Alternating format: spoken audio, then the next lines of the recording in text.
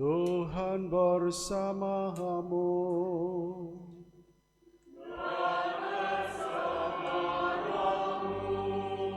Inilah Injil suci menurut Yohanes.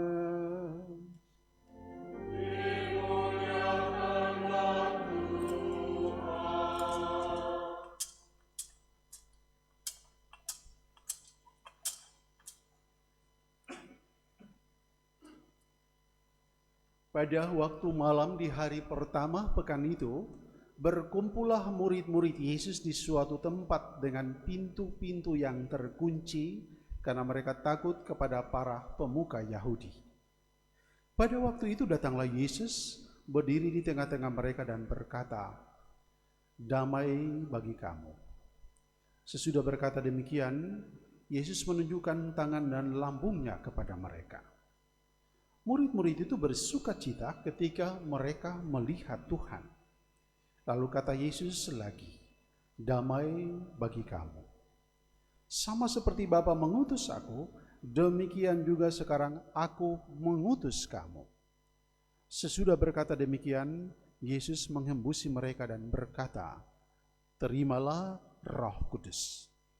Jika kamu mengampuni dosa orang, dosanya diampuni. Dan jika kamu menyatakan dosa orang tetap ada, dosanya tetap ada." Ketika Yesus datang ke situ, Thomas, seorang dari ke-12 murid yang disebut Didimus, tidak ada bersama-sama mereka. Kata murid-murid yang lain kepadanya, "Kami telah melihat Tuhan." Tetapi Thomas berkata kepada mereka, "Sebelum aku melihat bekas paku pada tangannya, dan sebelum aku menaruh jariku ke dalam bekas paku itu, dan menaruh tanganku ke dalam lambungnya, sekali-kali aku tidak percaya." 8 hari kemudian, murid-murid Yesus berada kembali di rumah itu, dan Thomas bersama-sama dengan mereka. Sementara pintu-pintu terkunci, Yesus datang. Ia berdiri di tengah-tengah mereka dan berkata, "Damai bagi kamu." Kemudian Yesus berkata kepada Thomas, "Taruhlah jarimu di sini dan lihatlah tanganku. Ulurkanlah tanganmu dan taruhlah ke dalam lambungku, dan jangan engkau tidak percaya lagi, melainkan percayalah." Thomas menjawab dia, "Ya Tuhanku dan Allahku." Kata Yesus kepadanya, "Karena engkau telah melihat aku, maka engkau percaya. Berbahagialah mereka yang tidak melihat namun percaya." Memang masih banyak tanda mujizat lain yang diperbuat Yesus di depan mata murid-muridnya yang tidak tercatat dalam kitab ini. Tetapi hal-hal ini telah dicatat supaya kamu percaya bahwa Yesuslah Mesias, Putra Allah, dan supaya karena percaya kamu memperoleh hidup dalam namanya. Demikianlah Injil Tuhan. Terpujilah Kristus.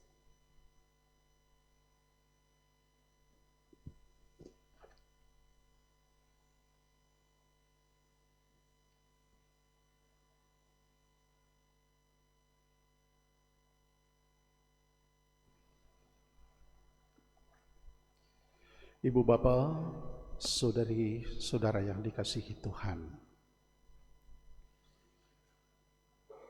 antara logika atau rasionalitas berpikir dan iman rasanya menjadi dua ujung yang sangat berbeda. Kalau orang yang berpikir rasional, maka dia selalu menuntut adanya evidence, ada bukti. Kalau dia mendapatkan informasi berita apapun, dia butuh verifikasi. Dia butuh bukti, tanda. Karena orang yang berpikir rasional mengatakan sesuatu itu ada kalau orang melihat dengan mata kepala, menyentuh atau meraba, baru dia percaya. Selama orang tidak melihat dengan mata kepala sendiri, memegang, maka dia tidak akan percaya. Itu ilusi.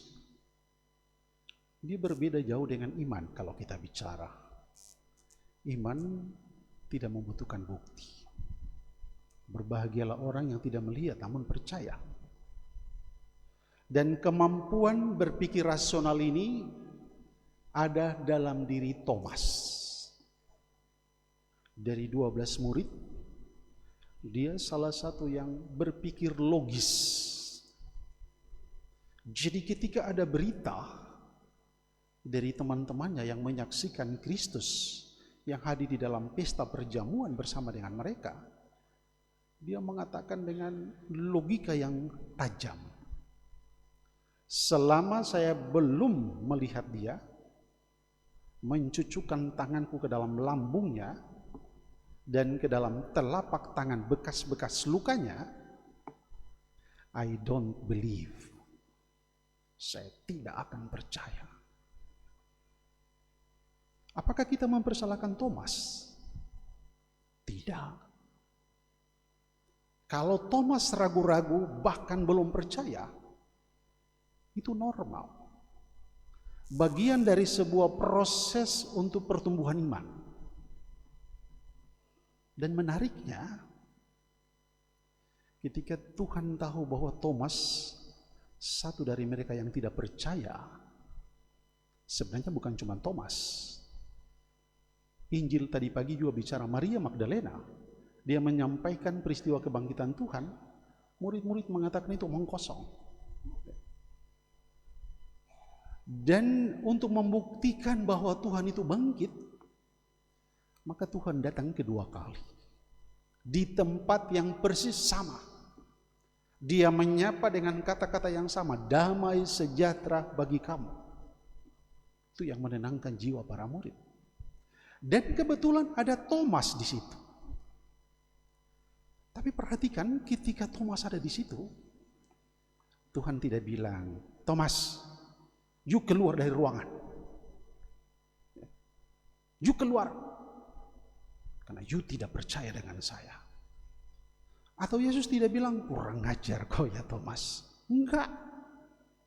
Yesus tidak marah.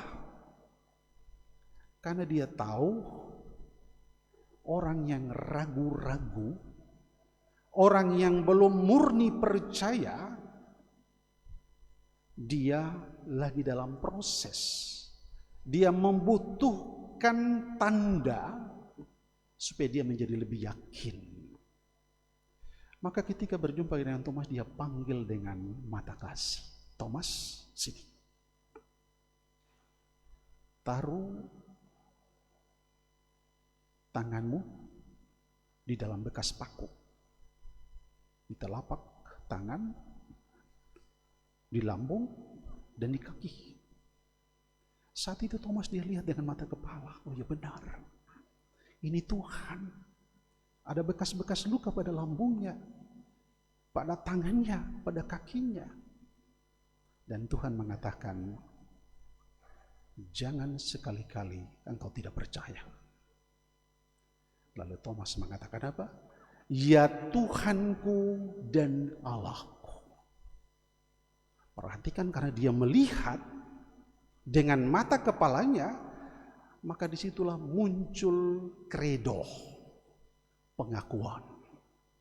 Dia percaya dan dia mengakui bahwa engkau adalah Allah. Engkau adalah Tuhan. Maka Bapak Ibu, Tuhan tidak hanya membuktikan bahwa dia bangkit. Tapi sesuatu yang paling istimewa di sana adalah Tuhan menunjukkan kerahimannya. Tuhan menunjukkan kasih-Nya yang dalam. Puncak dari kerahiman itu ada pada dia menunjukkan bekas-bekas luka teristimewa pada lambungnya. Dia mengedepankan cinta. Dia mengedepankan kasih. Meskipun memang sebelumnya terasa sakit. Jantung tertusuk, sakitnya memilukan, tetapi sakit itu yang kemudian menyembuhkan. Maka hari ini gereja memfokuskan perhatiannya pada kerahiman ilahi. Kalau kita bicara kata kerahiman, maka kata dasarnya adalah rahim. Apa fungsi rahim? Rahim itu fungsinya adalah dia menjaga kehidupan, dia melindungi, dia memberi asupan makan. Supaya apa? Supaya yang ada di dalam rahim itu terpelihara. Dia sehat, dia berkecukupan, dia memiliki hidup dan memiliki segala kelimpahan di dalamnya. Begitulah kerahiman Tuhan. Dia menjaga, melindungi, dia memberi dirinya. Tidak ada rahim ibu yang tidak dipelihara. Ibu yang mengandung, dia akan jaga baik-baik rahimnya supaya sehat, supaya terjaga, supaya jangan ada yang sakit. Begitulah gambaran untuk Tuhan. Dia memberi seluruh hidupnya. Maka bagus hari ini dalam pesta kerahiman Tuhan, selain pertama Tuhan bilang percaya. Meskipun kita tidak pernah melihat, tapi kita percaya Kristus itu bangkit. Tapi yang kedua, yang penting untuk kita renungkan adalah Tuhan menunjukkan kerahimannya, belas kasihnya, perhatiannya, cintanya yang luar biasa kepada kita.